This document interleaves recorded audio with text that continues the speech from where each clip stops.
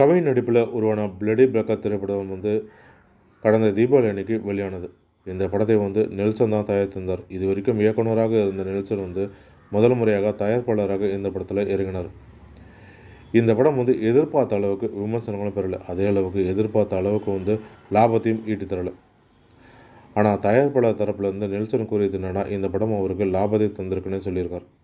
தேட்டர்களை பொறுத்தவரைக்கும் இந்த படம் லாபத்தை ஈட்டி தரல. ஆனால் ஓடிடி ரிலீஸ், சேட்டலைட் உரிமம் இது போல் அவருக்கு லாபத்தை ஈட்டி தந்திருக்கு.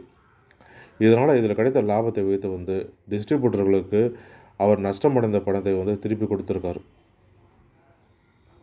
தயாரிப்பாளராக அவருக்கு கை கொடுக்கலனாலும் இயக்குனராக அவருக்கு ஏறுமுகமாக இருந்துட்டு வருது.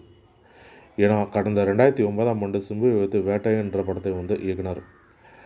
ஆனால் அந்த படம் பாதியிலேயே நின்று போனது. இதனாலே பல வருடங்களாக அவர் படம் இயக்காமலே இருந்திருந்தார்.